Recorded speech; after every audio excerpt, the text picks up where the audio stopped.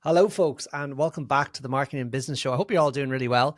It's a really, really warm day here in Ireland, and I'm sorry, actually, I'm wearing a hoodie. I probably should have taken it off. It's actually like 21 degrees outside, and it sort of feels weird to be in using a laptop. But I am delighted to be joined by Alex, who's now in the same time zone as me once again.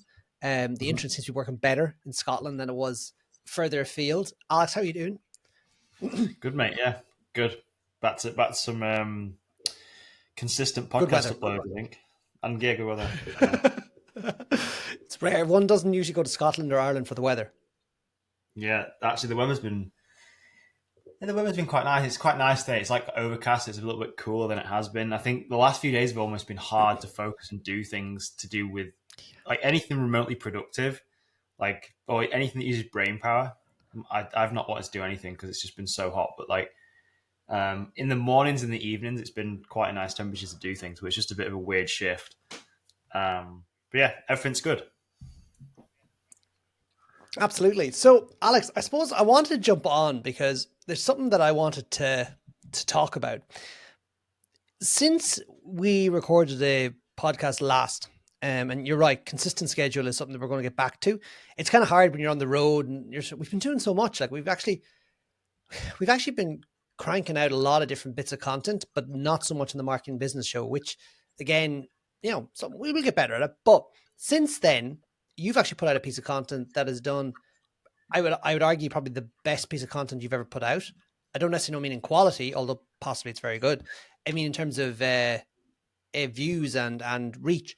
Do you want to share that a little bit with people that are watching and kind of your observations from that? And then we can talk a little bit about like other ways we've seen that on a smaller scale as well. Yeah, so about a month and a half ago now, it's been maybe 40 days ago, I uploaded a YouTube video to my channel, which is Wolfpack Adventures. And we mainly post like mountain bike videos on there and stuff from our adventures and stuff. And I posted up a riding video as I normally would. And it basically went crazy. And it's at the minute, it's leveled off a bit now. It's at about 4.3 million views, which is, it actually says on here, it says in the YouTube analytics, like 4.3 million views, and there's a green arrow pointing upwards. And then underneath it, it says 4.3 million more than usual. Very good. So what, you originally were on 0 views? Yeah, apparently so. I mean, the channel was doing okay at the time, but since then it's gained another like 15,000 subscribers to the channel and all sorts of other numbers. But yeah, I mean, that's gone absolutely crazy. And it's gone up in steps. It like had its initial burst over the first like 20 days and it leveled off and then it went up again and started going. And it's been crazy, but it's made me realize a lot of things about YouTube videos and like what actually goes into making like a viral video. So I've been kind of changing my perspective on how I want to create my videos in the future, to try and accommodate and create more of these videos that can reach more people. Because this has just been a really big eye opener for me, as it probably maybe has for other people as well who've seen the video. I mean, it's nothing special, but I'm sure this video will have been shoved in so many people's faces as like recommended video to watch that it sparked some ideas and interesting. And it was nothing out the ordinary. It was just literally a really good the video wasn't anything special in my opinion. But I feel that the actual thumbnail, so the image that people click, they see on YouTube, and the title kind of work together to just hook people in. And then the actual video itself was engaging enough people to stick around and watch the whole thing, or well, like a lot of it. So that's kind of like where that's at. But as well as that has also lifted all the views on the other videos on the channel. So there's hundreds of videos on the channel, which some have done really well as they are. But with this massive one piece of content that took off, it almost lifted all the views of every other video on there. So as a whole, the channel has just like gotten even bigger than just the one video is provided. Absolutely. And what do you think you talked about the thumbnail there and the title, like what is that tapping into? Like obviously it's tapping into some sort of human need or thought. And like, what do you think that is like? And like, I know you said to me, like the people that are coming through on this video aren't necessarily your normal clientele. for want of a better word. Yeah. So, yeah. So previous to this, creating videos, I'd always assumed that my audience were a very specific type of person. So people who were actually interested in mountain biking, like actively did mountain biking. But One would. after reading through, literally there's thousands of comments in this video now. I haven't even read. It's impossible to read and respond to every single one. But I've actually, from a high level, kind of observed what the general thesis of comments is. And all these people have watched this video literally have no idea what mountain biking is from my perspective. Like literally they were asking, like, I was riding in a bike park for anyone who's not seen this video. And to me, bike parks are quite a commonly known thing in the mountain bike world. Like mountain bike parks, you get them like in skiing as well. So you get like ski fields where there's all sorts of different trails to go and ride or ski pistes. And to me, there's hundreds of across the world, maybe even thousands. And to me, it's almost like normal to understand and know that these things exist. But for a lot of people watching this video, they had no idea that anything like this ever existed. And the fact that you could get dragged up a hill with a ski lift and then ride your mountain bike down, like this is almost brand new to people. So, well, I found that very interesting because I never realized you could do that with. Obviously, skiing. I realized you could do it, but I never realized it was a thing with mountain biking. Yeah, so that was one big thing that I had like a big realization. The fact that people actually watching my videos were a lot less into mountain biking than I thought they were for this video specifically anyway. Whereas in the past, I'd always tried to make videos that were tailored specifically to people in mountain biking. This made me realize, though, maybe making videos that have a broader appeal than just solely mountain biking or people just into mountain biking will help the channel grow even faster. So there's a lot of people in the mountain bike space on YouTube who have really big channels, and I'm talking like millions of subscribers. Every single video they post is, guaranteed to hit like million plus views with no bother because they've built such a big audience up. And when you start looking into these channels and like the types of videos that they're creating, the videos that they create are watchable for anyone. So even if you're into mountain biking or not, the thumbnail's enticing enough for you to be like, I want to watch that. And you can watch the whole video without even knowing what anything is in mountain biking, and you can be engaged and hooked in that piece of content. So that got me thinking, like, right, how do I now shift my perspective in what videos I create to appeal to a wider audience to grow the channel even more? That's very interesting.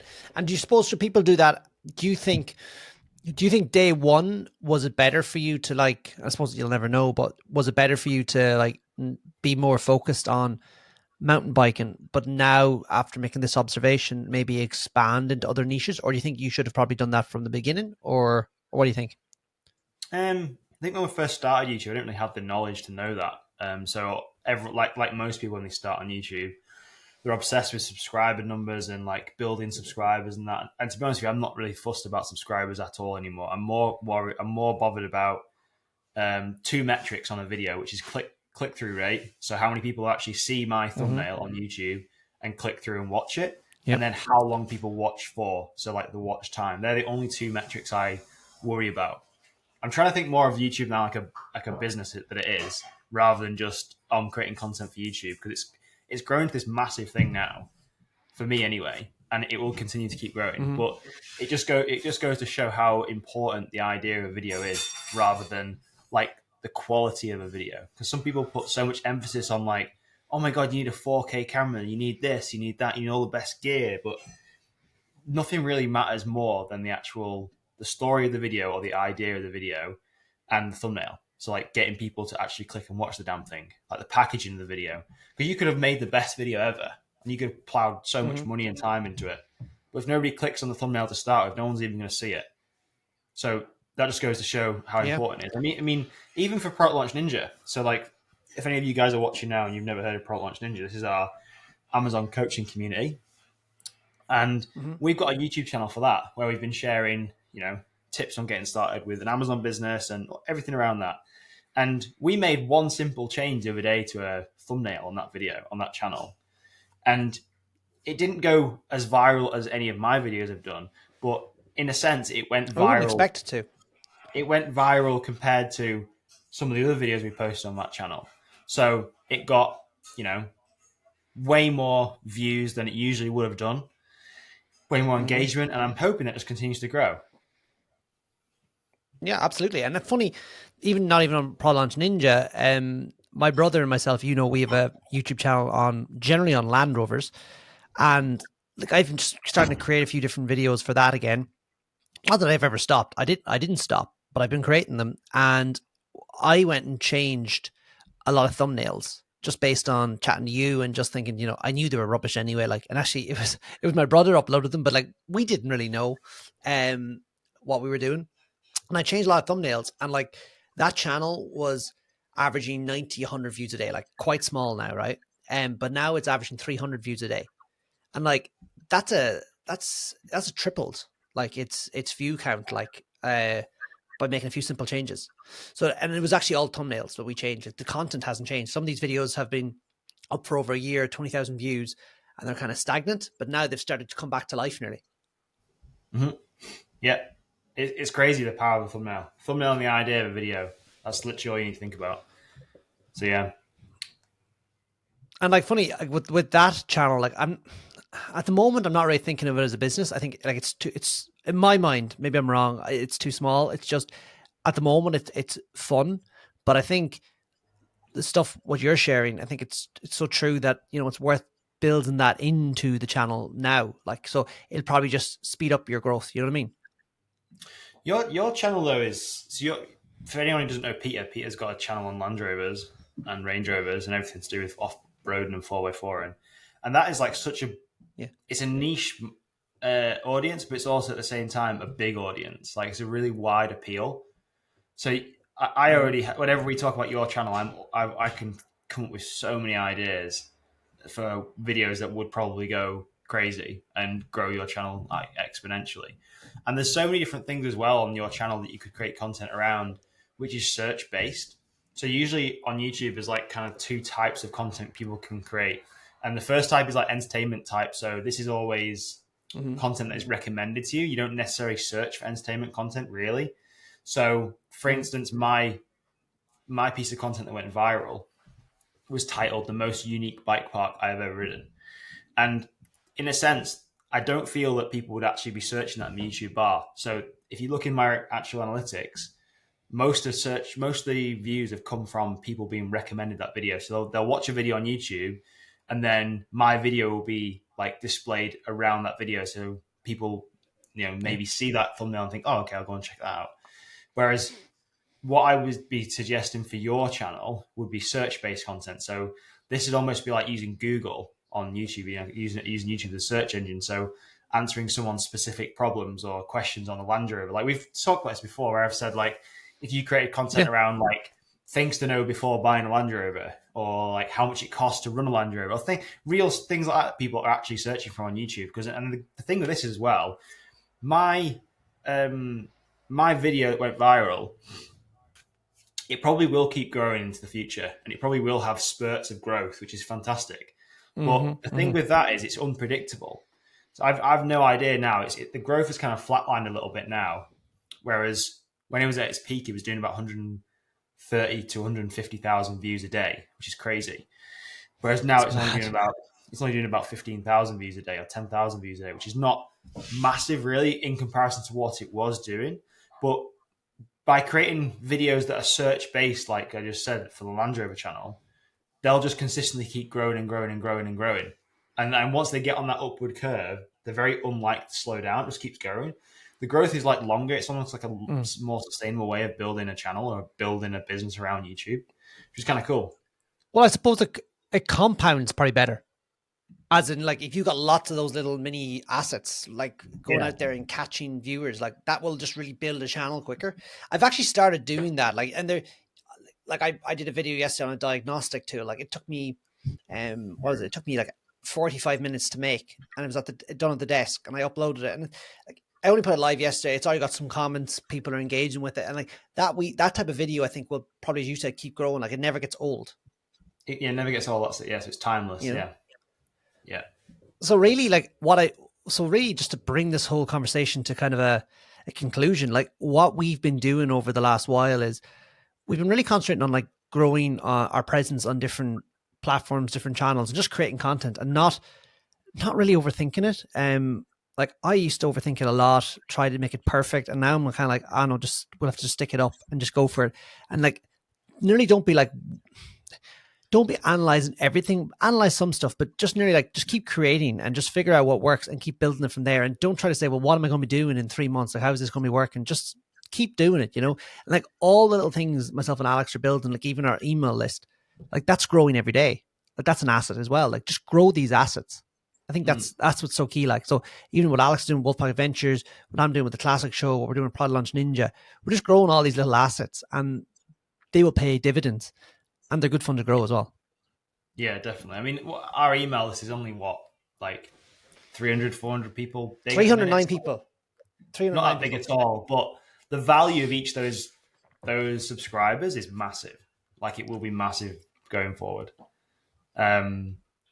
Well, I'm looking forward to seeing it go to 1,000.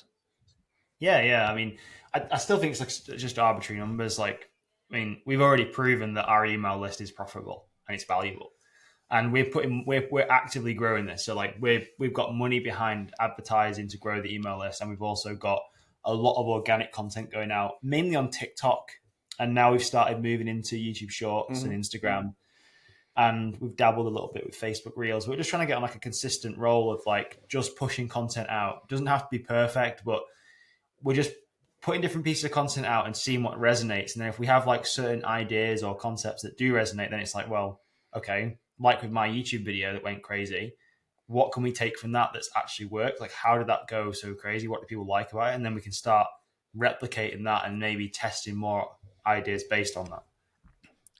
Well, it's pretty interesting too. Like, so the video that went sort of viral, even though, Instagram has been going well for us and YouTube Shorts, and they're all kind of going well in their own little way. But the video that went kind of viral for our YouTube channel, like that was a research session. And what we're going to start doing now is probably recording some research sessions just for that.